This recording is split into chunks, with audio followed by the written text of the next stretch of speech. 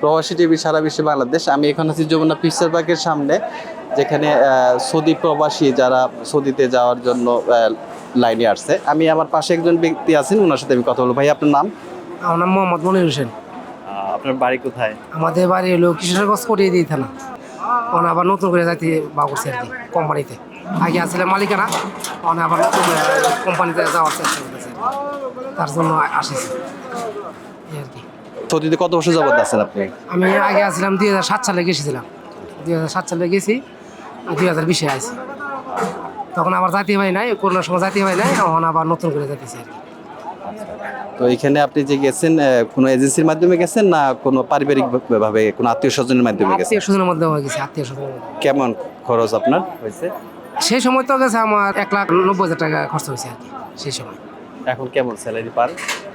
এখন তো সেই সময় বলতে তো আর একটা বিষয়, এখন কি পরিস্থিতি? এখন তো বলতেছে ওই সিজার কোম্পানি যাওয়ার জন্য, ওই সিজার কোম্পানি যাবো।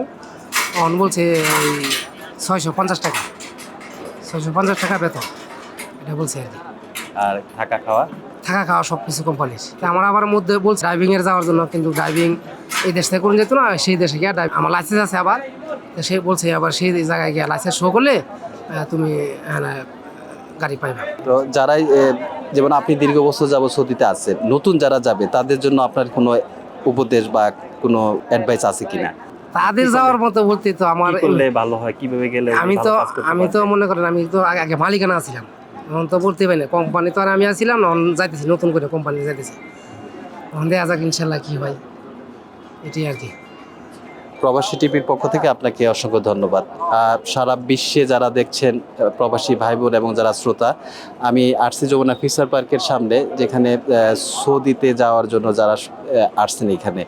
তো এই ভাইয়ের আমরা বক্তব্য শুনলাম, উনি দীর্ঘ বছর সৌদিতে ছিলেন। তো সব ক্ষেত্রেই যেটাই বোঝা যাচ্ছে বা সবাই বলছে যে কথাটা, সেটা হচ্ছে যারা দেশের বাইরে যাবেন তারা অবশ্যই কাজের দক্ষতা নিয়ে, কাজের অভিজ্ঞতা নিয়ে যদি যায়, তাহলে সেক্ষেত্রে ওনার কাজ করতে সুবিধা হবে এবং বেতনটা সম্মানভাবে সেই বেতনগুলো দেশের পরিবারের জন্য পাঠাতে হবে।